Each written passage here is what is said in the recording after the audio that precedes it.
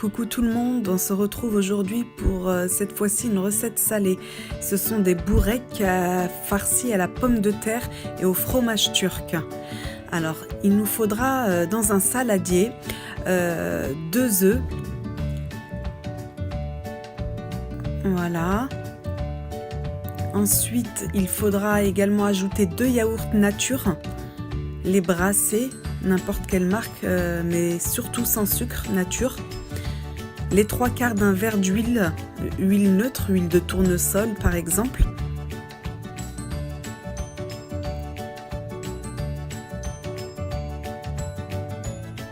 Il faudra également un verre de lait.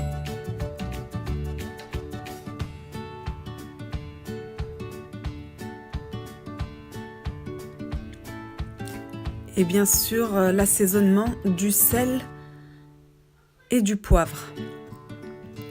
On va ensuite mélanger tout ça et mettre notre appareil de côté.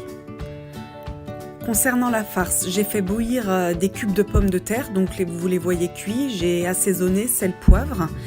Et ma deuxième garniture, ce sera du fromage turc que vous trouvez dans les épiceries turques.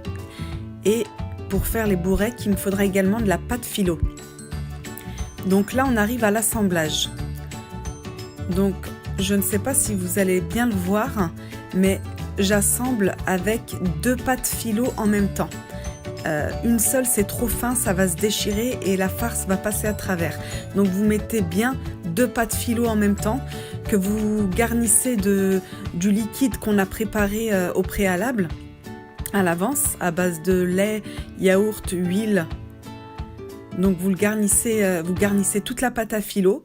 Pas trop non plus, qu'elle détrempe pas trop. Et ensuite, tout dans la longueur, vous allez mettre la pomme de terre et le fromage turc. Ensuite, il ne vous reste plus qu'à rouler la pâte philo sur elle-même. Voilà. Et là, vous allez me voir faire un boudin, la tourner en escargot. Et même si ça craque un petit peu, c'est pas du tout un problème. Ça se verra pas une fois cuit. Donc là, j'ai fait mon premier boudin et je vais continuer ainsi de suite jusqu'à épuisement de ma pâte philo. Donc là, j'en reprends 2 en même temps, comme je vous ai dit, et pas une. Je remets mon liquide par-dessus. Je mets sur toute la longueur mes pommes de terre et mon fromage.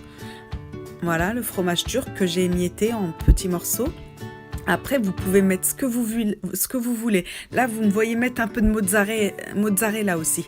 Mais vous pouvez mettre par exemple du fromage et des épinards, du saumon et des pommes de terre. Vous mettez vraiment ce que vous avez, ce que vous aimez, ce que vous avez dans votre frigo.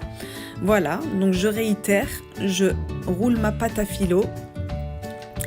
Et là, vous voyez, je continue le boudin. Je vois où j'ai fini mon premier boudin et je continue, je le mets autour.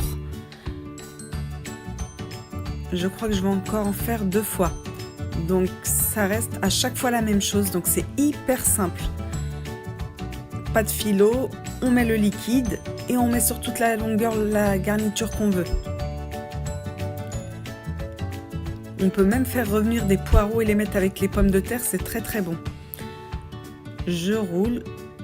Hop, je serre bien en même temps, vous voyez, et je continue le boudin. On recommence, on mouille la pâte philo, on met notre pomme de terre, que moi j'ai pimenté un petit peu.